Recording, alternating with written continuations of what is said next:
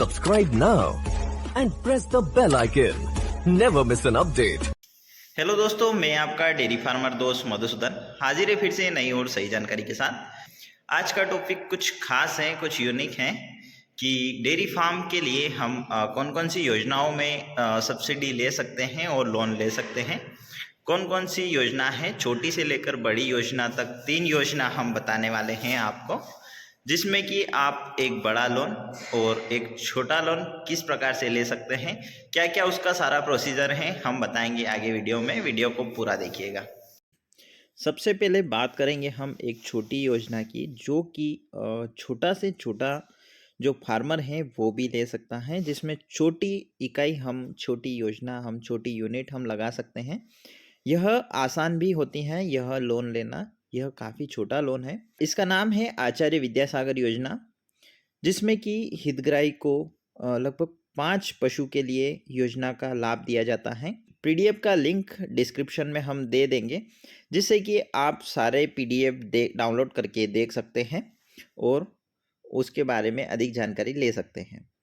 इसके लिए आप अपने नज़दीकी AHIDF विभाग में भी जा सकते हैं, यानी आप नज़दीकी पशुपालन विभाग में जाकर या सरकारी या डॉक्टर से आप संपर्क करें, जिससे कि पूरी जानकारी आपको मिल सके।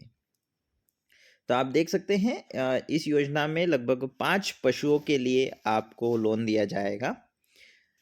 ये वाला आप देख सकते हैं, ये वाला पार्ट की योजना में आपको अधिकतम लगभग 10 लाख रुपए तक मिल सकते हैं। 75% राशि बैंक ऋण होगा और आप इसे पूरा पढ़ सकते हैं। और यह काफ़ी छोटा लोन है जिसे आप अच्छे से कर सकते हैं और अपने नज़दीकी पशुपालन विभाग में जाकर इस योजना से संबंधित अधिक से अधिक जानकारी ले सकते हैं और आप अपना डेयरी फार्म शुरू कर सकते हैं 5 पशुओं के साथ। इसका नाम आप फिर से बता देता हूँ, आचार्य विद्यासागर गो संवर्धन योजना है। यह सभी वर्ग के हितग्राहियों के लिए हैं, तो आप संपर्क कर सकते हैं अपने नज़दीकी पशुपालन विभाग में, जिससे कि आपको इस योजना का लाभ मिल सके। और यह बैंक से ऋण लेना काफ़ी आसान होता है, क्योंकि यह काफ़ी छोटी योजना है और आप अपने डेयरी फार्म के शुरुआत कर सकते हैं, जिससे आप एक्सपीरियंस ले सकते हैं। अगली योजना के बारे में यदि हम जानें तो अगली योजना है पशुपालन अवसंरचना विकास निधि। यह योजना पशुपालन नया शुरू करने के लिए होती हैं। इस योजना में आपको पशुपालन विभाग से जाकर सारी जानकारी एकत्रित करना है। इस पीडीएफ का लिंक आपको डिस्क्रिप्शन में दे दूंगा, जिससे कि आप पीडीएफ डाउनलोड कर सकते हैं।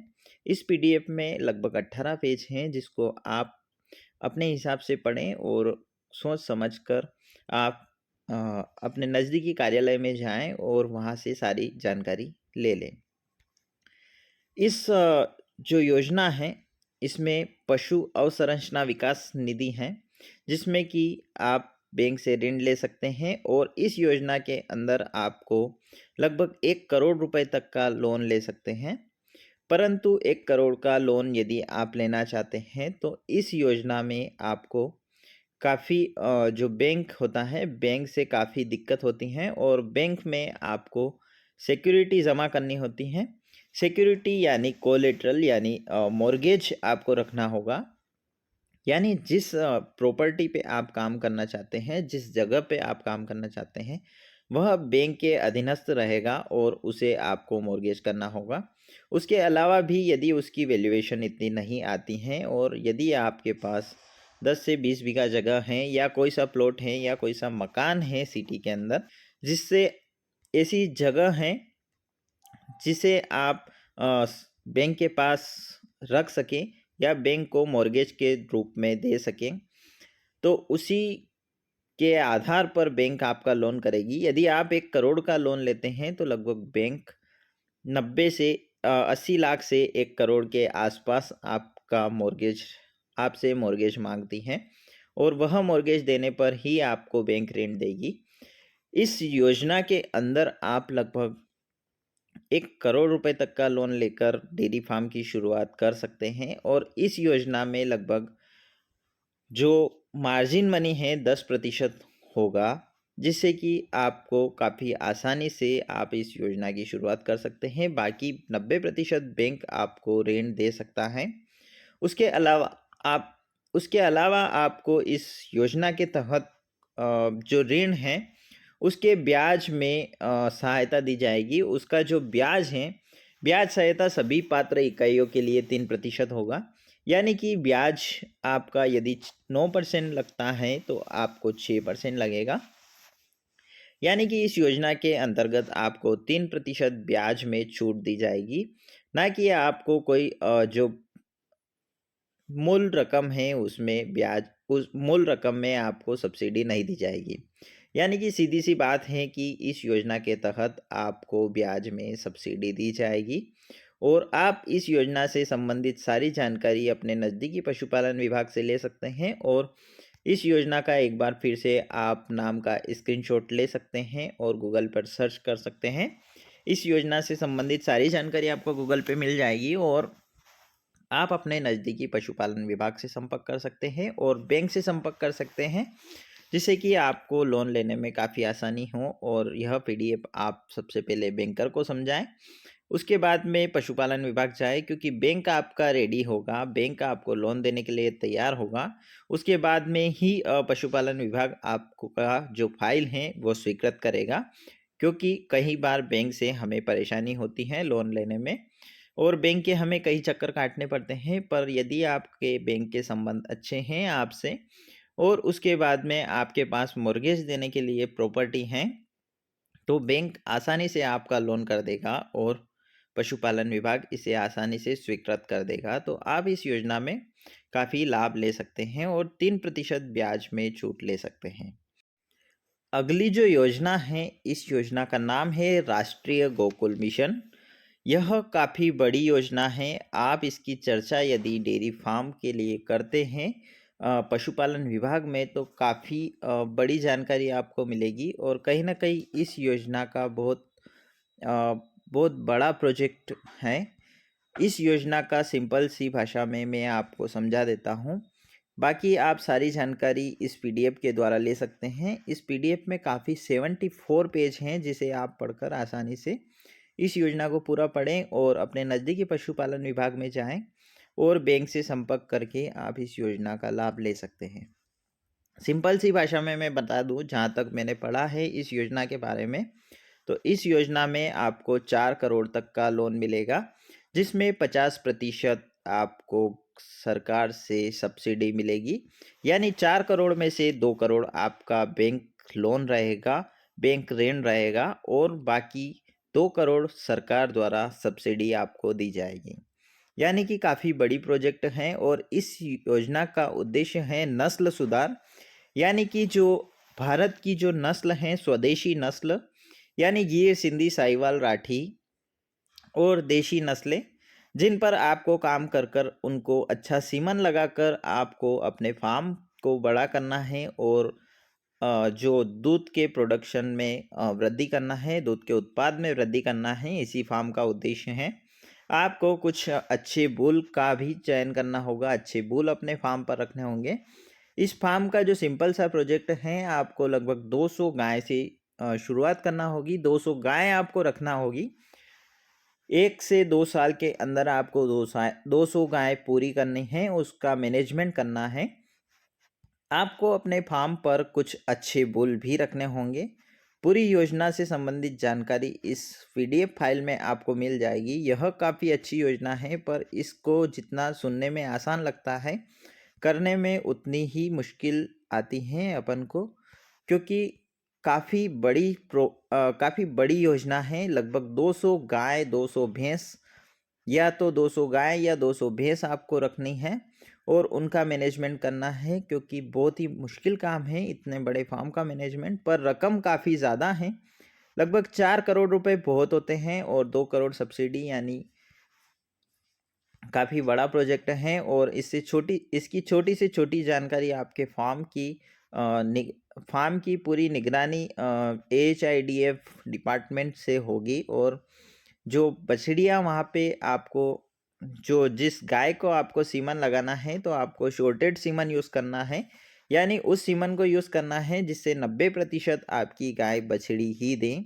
यानी 200 गाय को यदि आप सीमन लगवाते हैं तो आपके फार्म पर लगभग 180 बछड़ियाँ पैदा होती हैं। उन बछड़ियों का भी रजिस्ट्रेशन सरकार खुद करेगी, अपने अधिकारियों को भेजकर। AHIDF के अधिकारी आएंगे, उन बछड़ियों का रजिस्ट्रेशन होगा। सारी बछड़ियों, सारी गायों का रजिस्ट्रेशन और सारी गायों का जो कैलकुलेशन है, जो मिल्क रिकॉर्ड है, सारा एक रजिस्टर मेंटेन करना होगा और काफ़ी बड़ी योजना है। इस योजना की पूरी जानकारी आप इससे ले सकते हैं। इस योजना में जो लगभग इस योजना के तहत आप कौन सी गायों का सिलेक्शन कर सकते हैं वो मैं आपको बताने वाला हूँ। इस योजना में शामिल जो नस्लें हैं, मुर्रा भैंसे आप रख सकते हैं। इसमें देख सकते हैं Uttar Pradesh, Haryana, Punjab, Gujarat. HF cross breed आप रख सकते हैं, मेहसाना आप रख सकते हैं, जर्सी आप रख सकते हैं, साहिवाल आप रख सकते हैं और गिर आप रख सकते हैं। उसी प्रकार से काफ़ी जो गायें हैं इसमें स्वदेशी नस्ल की, उसमें जो पूरी डिटेल्स आप पढ़ सकते हैं।